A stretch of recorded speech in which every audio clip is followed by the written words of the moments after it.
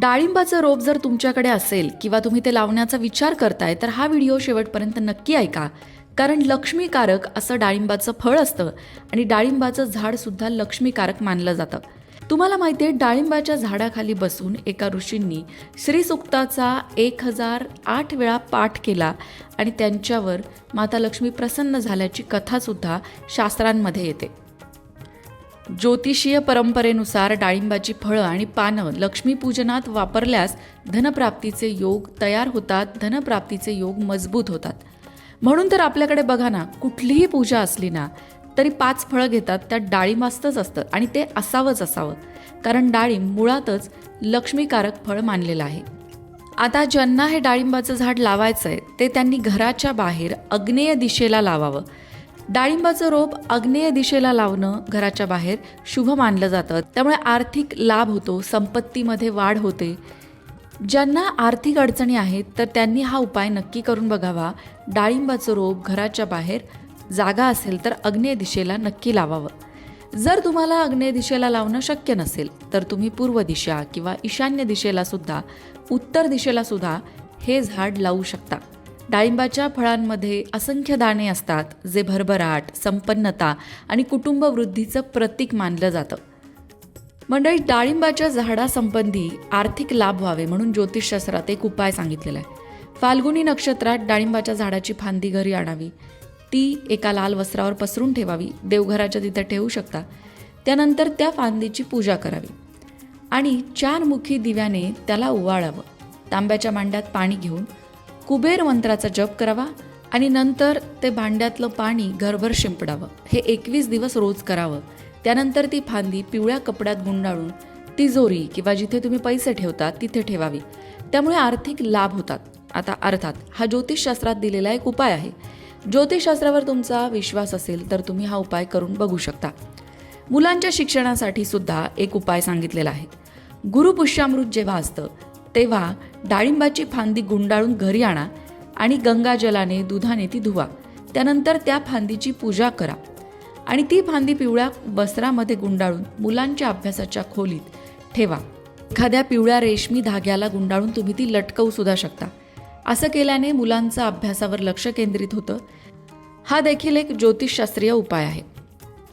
सगळ्यात महत्त्वाचं काय माहिती आहे, जर तुम्हाला झाडं लावण्याची खरंच आवड आहे, तुमच्याकडे जागासुद्धा आहे, तर तुमच्या बागेमध्ये किंवा तुमच्याकडे जी झाडं आहेत त्यामध्ये डाळिंबाचं झाड असायलाच हवं.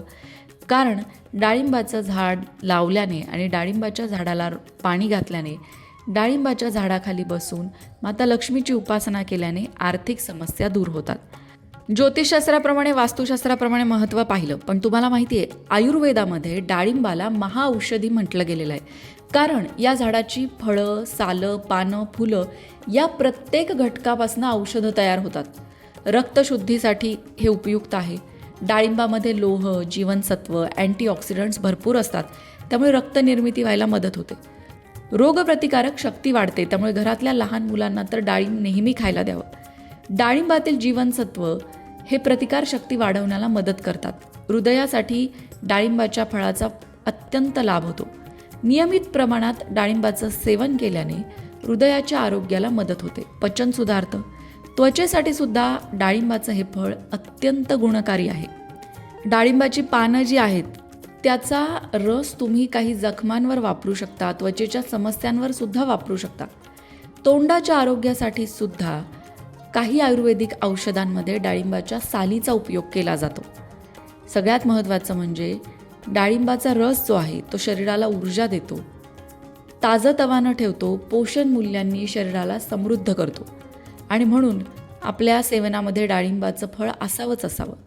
त्याचबरोबर डाळिंबाचं साल, पानं आणि फुलं यांचे जे औषधी उपाय आहेत ते करण्याआधी आयुर्वेदिक डॉक्टरांचा सल्ला मात्र घ्यावा, जेव्हा ते तोंडातून घ्यायचे आहेत किंवा शरीरात ग्रहण करायचे आहेत तेव्हा. कारण तुमचा आजार काय आहे, त्यासाठी किती प्रमाणात ते औषध घ्यायला हवं, यासाठी तुम्हाला आयुर्वेदिक डॉक्टरांचीच मदत लागणार आहे. पण डाळिंबाचं फळ तर तुम्ही खाऊच शकता, त्याने तुम्हाला भरपूर पोषण मूल्य मिळणार आहेत. घरात तुम्हाला डाळिंबाचं झाड लावायचं असेल तर काही गोष्टींची काळजी घ्या. भरपूर सूर्यप्रकाश मिळेल अशा ठिकाणी झाड लावा. नियमित पाणी द्या. पाणी तिथे साचणार नाही याची काळजी घ्या. वेळोवेळी छाटणी केल्याने ते झाड निरोगी राहतं. सेंद्रिय खतांचा वापर केल्यास फळधारणासुद्धा चांगली होते. डाळिंबाचं झाड हे केवळ फळ देणारं झाड नाही. भारतीय परंपरेत ते समृद्धी, आरोग्य, सकारात्मकता आणि मंगलतेचं प्रतीक मानलं जातं. ज्योतिषशास्त्रात मंगळ ग्रहाशी या झाडाचा संबंध जोडला जातो हे तुम्हाला माहिती होतं का? वास्तुशास्त्रात तर ते शुभ मानलं जातंच हे आपण पाहिलं. कोणत्या दिशेला लावायचं हेही पाहिलं. पण ज्यांना मंगळ दोष आहे अशांनी डाळिंबाचं झाड त्यांच्या घराच्या आजूबाजूला नक्की लावावं, कारण मंगळ हा ऊर्जेचा ग्रह आहे आणि डाळिंबाचं झाडसुद्धा ऊर्जा वाढवणारं आहे. नकारात्मक ऊर्जा आपल्या आयुष्यातून कमी करण्यासाठी डाळिंबाचं झाड मदत करतं. जिथे डाळिंबाचं झाड असतं त्या परिसरात नकारात्मक स्पंदनं कमी होतात आणि सकारात्मक ऊर्जा वाढते.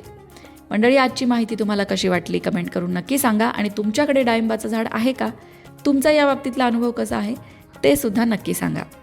मंडळी, वास्तुशास्त्र, ज्योतिषशास्त्र, अंकशास्त्र यासारख्या विषयांवर तुमच्या मनात काही शंका असतील तर त्या कमेंट बॉक्समध्ये नक्की विचारा. तुमच्या प्रश्नांची उत्तरं घेऊन येण्याचा प्रयत्न आम्ही नक्कीच करू. त्याचबरोबर आणखीन कोणत्या विषयांवरचे व्हिडिओ तुम्हाला ऐकायला आवडतील ते सुद्धा कमेंट करून सांगा, म्हणजे तुम्हाला हव्या असणाऱ्या विषयांवर सुद्धा व्हिडिओ घेऊन आम्ही येऊ. अशाच प्रकारच्या माहितीपूर्ण व्हिडिओंसाठी लोकमत भक्ती चॅनलला सबस्क्राईब करा आणि बेल आयकॉनवर सुद्धा क्लिक करा, म्हणजे आमच्या नवनवीन व्हिडिओचं नोटिफिकेशन तुम्हाला मिळत राहील. तसंच योग्य आध्यात्मिक मार्गदर्शनासाठी लोकमत भक्तीच्या फेसबुक पेजला फॉलो करायला विसरू नका.